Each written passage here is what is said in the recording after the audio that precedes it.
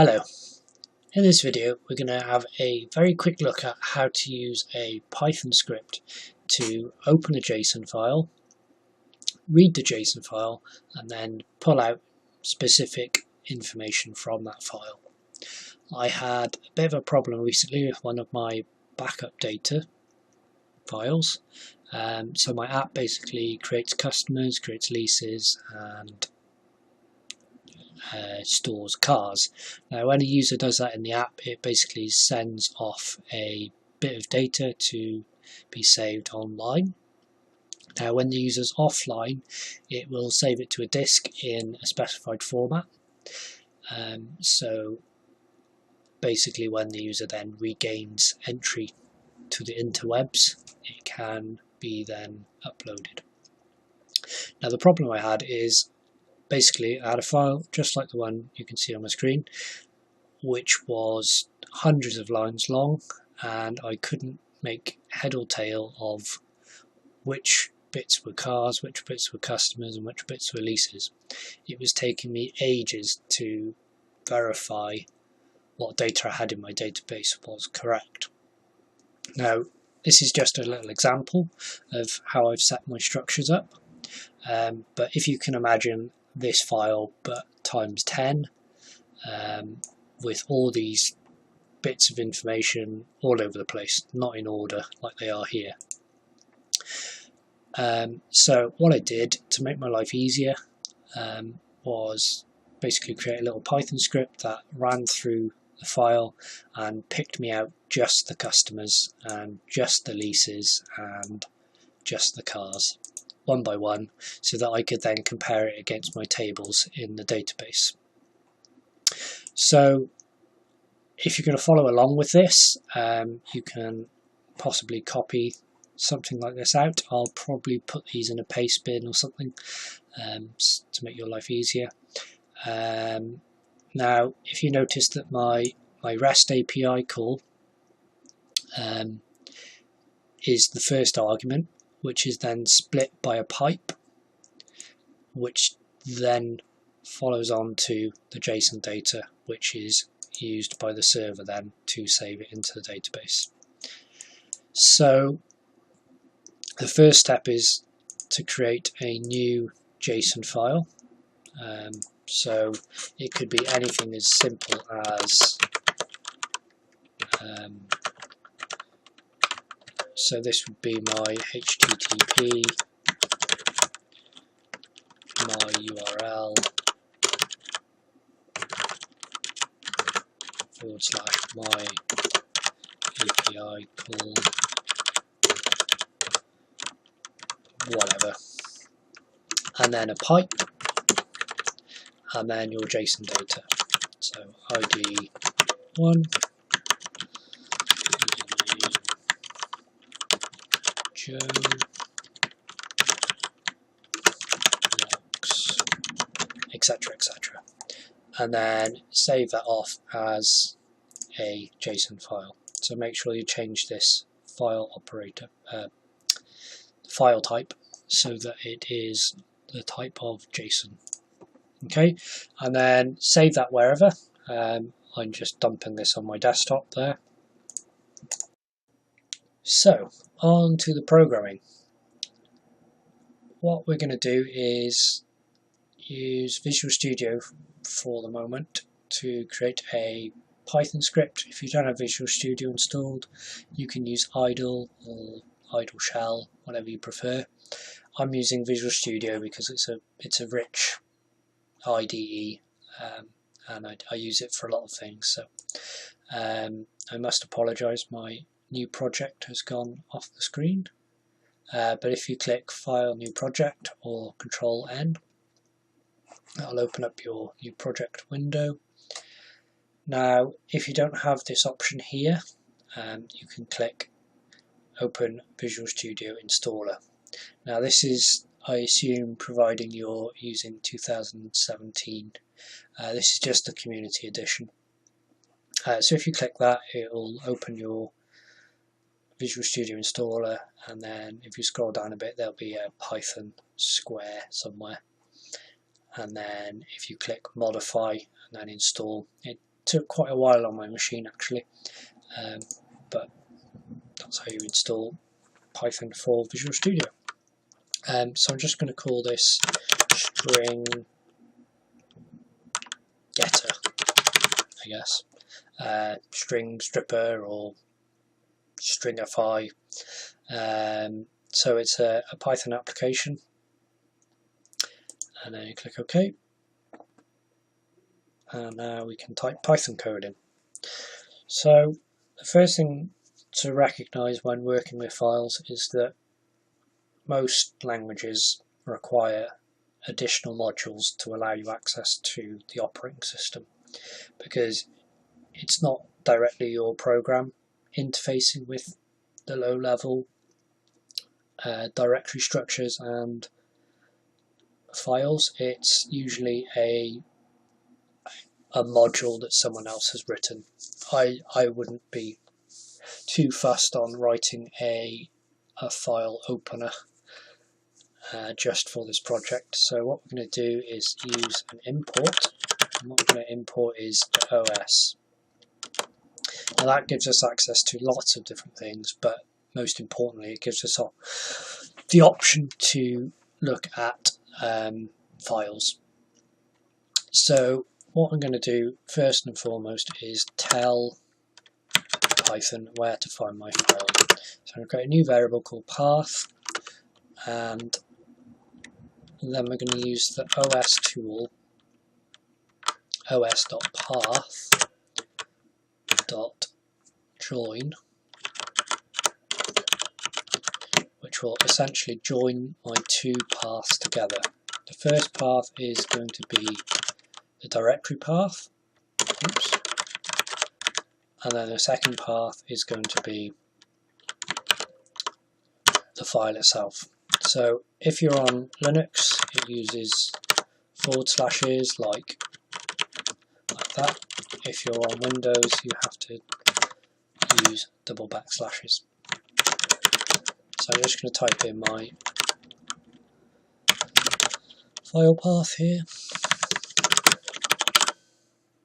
Okay, so that is the directory, and then finally my file, which is going to be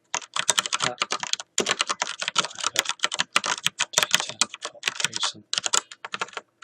Okay,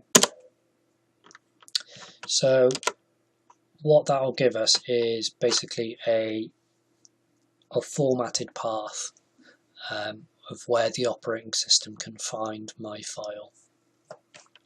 So next what I want to do is open my file. Now that I know where my file is, I'm going to create a reference to it, so mdata file, and what I want to do next is open it. And the first argument is where your file is, so that is stored in the path variable, and the next is what mode do I want to open this file in. There's lots of different ones, read, write, amend, create, but for now I'm just going to use the R flag. The R flag basically means read only. So next up, now I've got my file open, I want to get some information out of it, or all of the information. Now if I want to do that, it's relatively simple to do.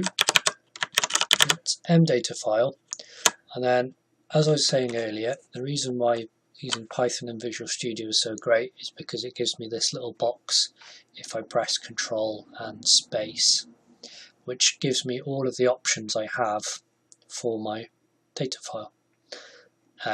So should I want to get the file name, or read, or write, etc, etc, it will show me what I have available to me. In this case I want to read lines. Now what read lines does is basically goes through the file one by one, line by line, and I'm just going to print it out like so. Now when working with any file, you need to make sure that you're closing it, because lots and lots of times in my career have I written file operations that haven't closed the file behind it, and then when your program then comes back to it and tries to save the most important bit of information, it can't do that because the file has already been opened and I haven't closed it off. So to do that, I'm just going to say mdata file.close. Okay, and that will just tidy everything up. So what I expect to happen now when I run this is that all of my information in the text file from earlier is displayed line by line in the console. So I'm just going to press F5. You can also click attach there. So that has now dumped my file to the screen. So you can see there these little extra brackets that have been added at the start and end of the screen. Now that's not in my file. The reason that's appeared is because what Python has given me back is an array. It's given me an array of my file. Now that's useful to me because what it means is I can then loop through that array and find certain bits from it, which is what I'm going to do next. So rather than printing, what I'm going to do is save this into a variable called data. I'm going to leave my file closed there because I'm keeping a reference of it in memory there. So it doesn't matter that I close the file before I get there. So what we need to do now is just write a little loop to go over each line of this file. So we've got data in mdata. Now mdata is this variable here, which is now my reference to the data. In Python, it's good practice just to remember that once you get into a for loop, to wipe space, you'll tab everything up basically. So what I'm going to say here is if my current line contains customer add in my current line, then what? So I'll just explain. This is my list of information in the JSON file, and this is each line of that information. Okay, so I'm saying if this appears in the current line I'm on, then what do I want to do? So there's a useful utility in most languages called split. Now what split does is it takes what's on the left, so that for example, and splits it on a given character. So I'm going to want to split my data on the pipe character because that is purposely in my data simply for separating out what is the URL and what is the data. So what this gives me back is two strings. It gives me back an array of characters. So the first element in this array will be the URL and the second will be the data. So arrays work on a zero basis. So the first element 0 is going to be the URL, and then element 1 is going to be just the data I want to see. So if I then save and run that now, we should just see the customer JSON data. Oh, that's rather amusing.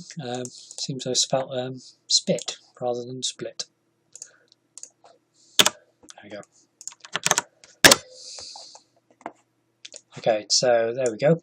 So now we just have the customer information from that file. Now, say I want to get just the lease information. I can type lease and run the same thing. And that will get me just the lease information. Now, just to prove that this is working, this split information, if I then run 0, that will return me just the URLs. So that's the URLs there. So you can do all sorts of things with this. So for example, if I wanted to count how many lines were in, how many leases I've had added, I can just do a simple for loop. I'm going to create a little I equals 0, I plus plus, and then right at the end I'm just going to print what I is.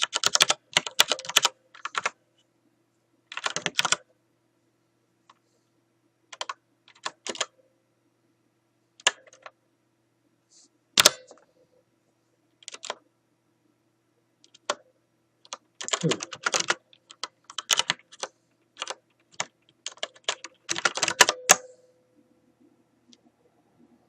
Seems plus plus doesn't work. Anyway, so there you can see it's counted that there are 3 entries.